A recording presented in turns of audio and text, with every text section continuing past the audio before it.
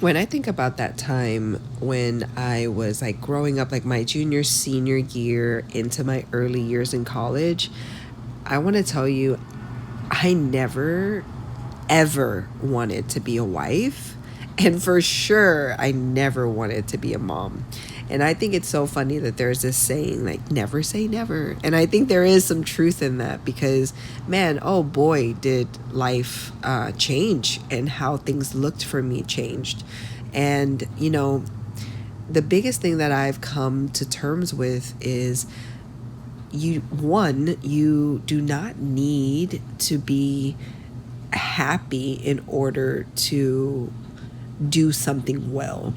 And I think I'm saying that because I feel motherhood and being a wife has always stretched me in ways where, if we're just looking at it surface level, of like emotion, like happy or sad or mad, those elementary levels of emotion, I would say it makes me very angry and sad usually because I am somebody that loves control and I love to be by myself, and I just love the ability to do what I want when I want. And I I think as I've gotten older, I have been able more to say this out loud and not have it make me feel any kind of way. If anything, I feel now it's very liberating for me to be able to say this because this is a truth of mine and I can live within this truth, but also sh- go deeper and still have empathy, responsibility, and love for my children and my husband. And I think when we get to know ourselves more, it's easier for us to kind of acknowledge pain points and find ways to overcome them. And that's why I'm saying I do not feel good the majority of the time while I'm caring for my children and my husband and my household. It doesn't bring me like this immediate joy, but there is some joy and lots of peace and love that comes from being able to push past my immature emotions of wanting to self-serve myself, and growing into a place of being like, hey, yo, like, this might not be the life that you wanted, but your choices have gotten you here. So let's grow up and let's be responsible and do what you are supposed to do well.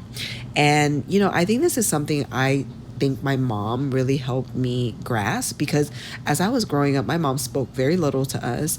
And when I say, like, I feel like she was just miserable the whole time, I don't think any of my high school friends would tell you that's not true. Like, my mom smiled very little. I don't remember her smiling much, and she doesn't talk much. And there was very little like I love you and touchy lovey things either. Like, what she did very well was every day she did what she needed to do to get us to school and back and fed and washed and made sure we had great grades. And she lived for us, but not in the way I think people now talk about living for their kids, because I don't think my mom really enjoyed being a mom, but she knew there was an importance of showing up well and doing this role like to the best of her ability for her next generation to do good. And I am so grateful that I had that type of example as a parent, and I think I've only learned to really appreciate that as I've gotten older, because when I was younger, all I was craving was like what she wasn't giving. But as I got older, I saw, man, she is the image. I feel like if in the dictionary there was a picture of like self-disciplined and regimented and consistent, if there had to be a picture of somebody, I feel my mom would be the best person to put next to these words, because that was how she lived, you know?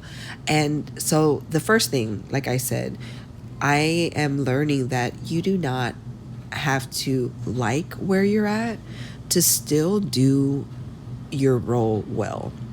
And the next thing I would say is, because I've never wanted to be a mom and a wife, but here I am in these roles, I think learning to be where you're at and be present has really helped me, because when in my job, I am a Montessori preschool teacher. I work with ages 15 months all the way up to 6 years old, right? Like I have had experience with parents at a very young age group.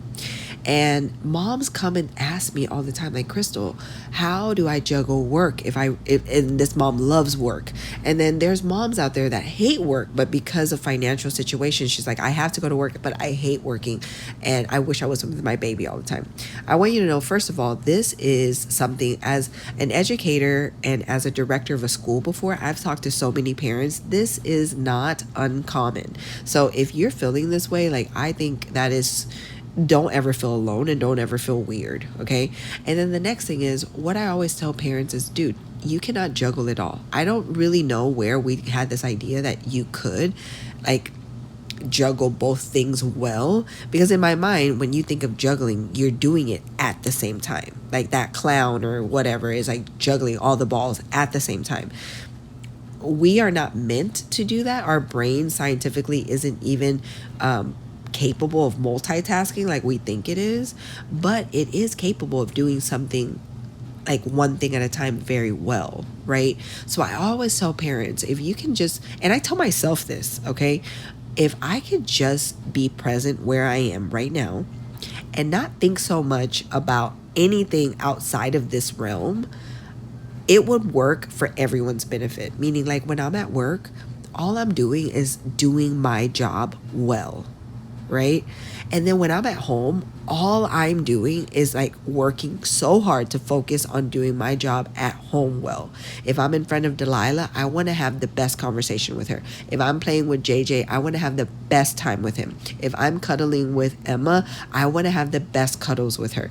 And if we can just take our life like a moment at a time like that, I think everyone that we come in contact with will feel served, will feel seen, and we do not kill ourselves mentally by thinking of all of the things we are not able to do, and it helps us feel at peace.